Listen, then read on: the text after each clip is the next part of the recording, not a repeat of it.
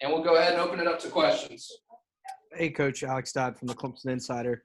I know it's a difficult way to close out the season, but how special was this year and making the NCAA tournament and showing some fight in a regional with one of the top teams in the country? Just an outstanding year for our program, and just so happy for our players to experience the success that we've had in a short amount of time. Our two seniors, Ansley Gilstrap and Casey Bigham, took a chance on a startup program and had no idea that we were going to accomplish some of the things that we did. So a big shout out to both of them, for providing such great leadership this year for our team. Certainly this year has been a long year, and we have really just fought and played hard. Came back from some adversity. We've battled through some injuries, and for a young team to do all of those things and still have the success that we've had is pretty remarkable. Certainly we've learned a lot from this year. We've gained some valuable experience to help us build for next year, and we're just going to take some time and reflect and enjoy the players and the season that we've had, and put some closure on it the next week. But just so proud of our staff and this team and the things we accomplished this year. Hey, Coach, Trevor Gross from CUTigers.com. I thought it was a classy move pulling Valerie with 1 out to go in the 7th. How about the standing ovation that you received from not only the Clemson fans and the Alabama fans? And how good does it feel to know that you're going to have her back next year? Well, first off, knowing that we're going to have her back for 3 years is a very, very relieving, thought. And certainly, she's a talented player, and I think with the help of the media and the people that have got to watch Valerie play live, she's just a special talent, and to give her that opportunity for the fans to, show her some appreciation was one thing as a coach you like to do. And certainly, Valerie is, she got a little emotional, but she pitched a heck of a game today against a very good team. And she's going to learn from this experience and grow just like the rest of us. But for us to do that for her, I thought was a special moment, and really appreciate the classiness of the Alabama fans and of course the great Clemson fans that were here in the ovation they gave her. Hey, Coach, Zach Wagner with TigerNet. I'm just wondering what some of your favorite memories are from this team and stuff that you'll hold on to, going past this season. Well, there's a lot of memories, from, really, the game stuff and the wins bring back a lot of memories, but just, I think the camaraderie that brought us together through a very difficult time of dealing with the season ending last year and just having a long break and the uncertainty of, are we ever going to play again? And when we do, how's that going to look? But just the ability for us to come together and practice last fall and kind of understand the new world of how you deal with a pandemic and play college sports. So I think most importantly is just the appreciation of being around a team that, sets a goal and then works to accomplish that goal.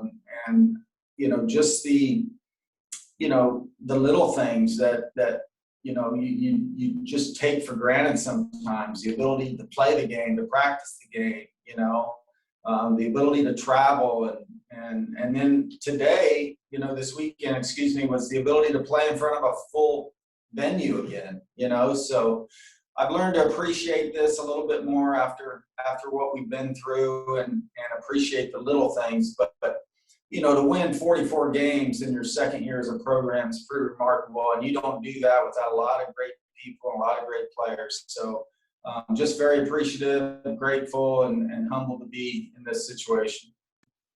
Hey, Coach, we noticed Valerie was pretty upset after that home run, and then it looked like she started to press a little bit at the plate. What did you guys say to her to calm her down and settle her in for the rest of the game? I think, really it's they're a good team, and usually, if you're going to get on a very good pitcher, you get on early in the game, and they put us in some high pressure situations defensively where Valerie had to be perfect, and she made a couple of mistakes, and a good hitting team took advantage of that. But I thought she did a really good job of settling down and not getting flustered, and really holding her composure in some tough situations. And there are some things that you can make great pitches, and sometimes the ball just bounces a certain way, and certainly their speed put pressure on us all weekend. But she held her pressure, and she gave ourselves a chance to to come back. And a lot of teams getting down 4-0 early would have folded, but this team doesn't do that, and they continue to fight and continue to put runners on base, and that was a great effort today by our entire team. Hey, Coach. Ben Brenner from the state. What can your kind of young team take from the experience of playing in an atmosphere like this, and also just kind of how hard is it to catch a team like Alabama at this early a juncture in the tournament?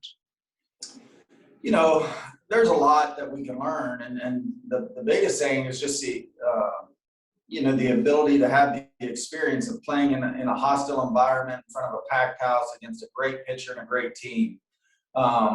Sometimes, adversity and failure is fertilizer for growth, and that's what we're kind of looking at as this is a great opportunity for us to grow and learn. So the next time we're put in this situation, we'll be better for it. And moving forward, there's a lot that we can take away from not only this weekend, but this season. And I think we will continue to work and grow to be better. Coach, after seeing a couple teams in the conference that finished behind you guys in the standings, moving on to super regionals, are you with the ACC going to be able to address the selection committee about the path that you guys had in the postseason this year?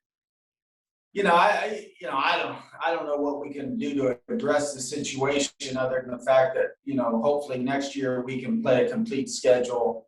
Like I've said before, we had a schedule to put together that we thought was competitive and definitely would have helped us in our RPI, and our strength of schedule. I've said this many times before. We were scheduled to play in the ESPN Clearwater Classic and play against 4 or 5 top 20 teams, and that got canceled. We were supposed to play Georgia, an away game. That got canceled due to our schedule cuts mandated by the ACC.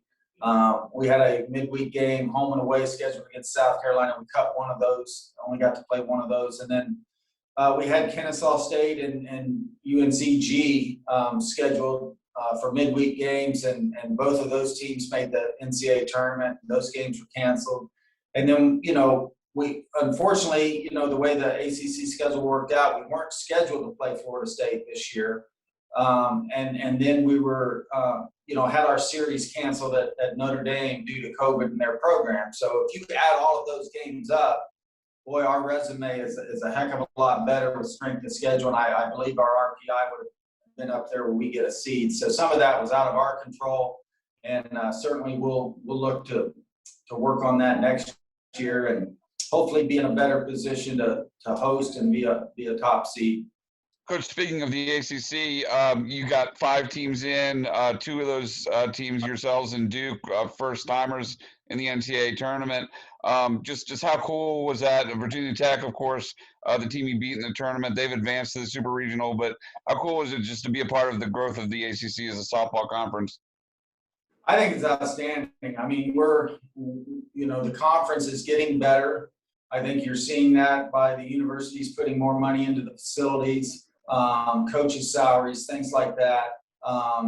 It's always been, a 3 or 4 team conference, where you could kind of predict who is going to win it. I think now that Duke and Clemson have added and are, really competitive programs, it's just going to add to the strength of our conference top to bottom. And to see Florida State and Virginia Tech advance, so far that I know about it is just it's a great look for our conference.